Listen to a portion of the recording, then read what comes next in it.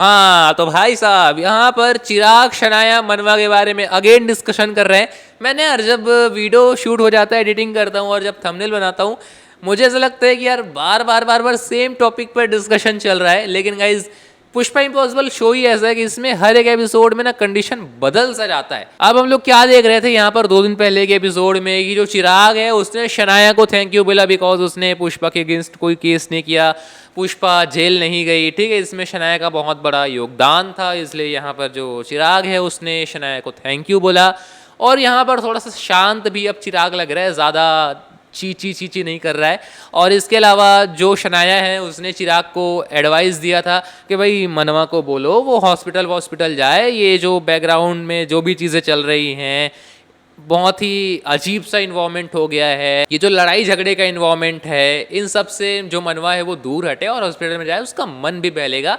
ये चीज़ जब शनाया ने चिराग को बताया तो चिराग को ये चीज़ एक्चुअली में अच्छा लगा और उसने बापोदरा के साथ में ये सारी चीज़ें शेयर भी की। बापोदरा का जो स्टेटमेंट था उसको तो हटा दो, वो छोड़ो उसको। लेकिन गाइज मेन चीज़ ये है कि जो शनाया है उसने चिराग को बोला और चिराग ने वो चीज़ मान भी लिया।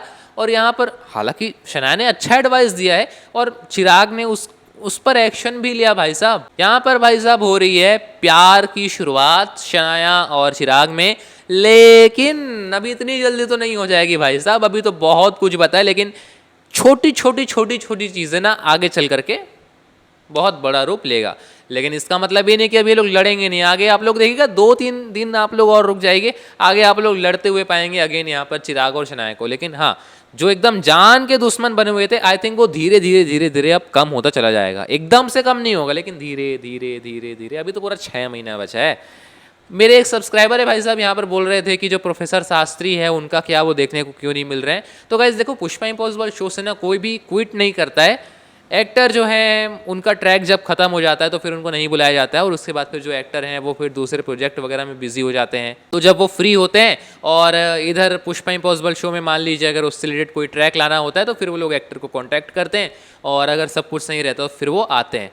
तो प्रोफेसर शास्त्री का रोल प्ले करने वाले एक्टर के साथ में भी सेम कंडीशन है, उनका ट्रैक ओवर हो गया था और उसके बाद फिर वो अभी दूसरे प्रोजेक्ट में बिजी हो चुके हैं। क्विट तो कोई भी एक्टर पुष्पा इम्पॉसिबल में नहीं करता है। और यहाँ पर एक और चीज़ मैंने आप लोगों को कहा था कि जो शनाया और दिलीप का पेपर वाला यहाँ पर चल रहा है, इसके बारे में भी डिस्कशन करेंगे। तो वैसे वो स्टोरी आगे बढ़ चुकी है तो ज़्यादा तो डिस्कशन नहीं करेंगे, थोड़ा सा डिस्कशन करूँ तो गाइस यहाँ पर हो सकता है कि जो शनाया है वो ये चीज़ छिपाए।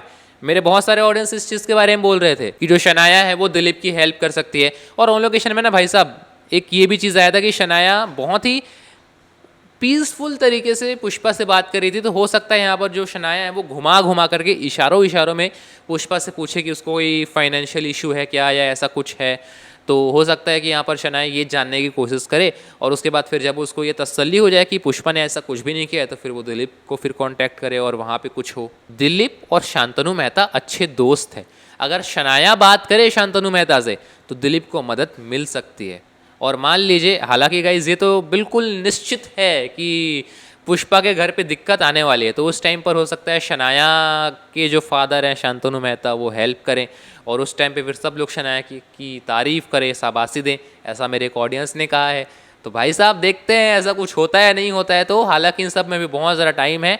आपका इन सब में क्या कहना है कमेंट सेक्शन में ज़रूर से शेयर कीजिएगा। मिलता हूँ किसी और नए वीडियो में नए अपडेट के साथ, आप लोग सब्सक्राइब करना मत भूलिएगा। ठीक है, मिलते हैं किसी और नए वीडियो में, तब तक के लिए जय हिंद।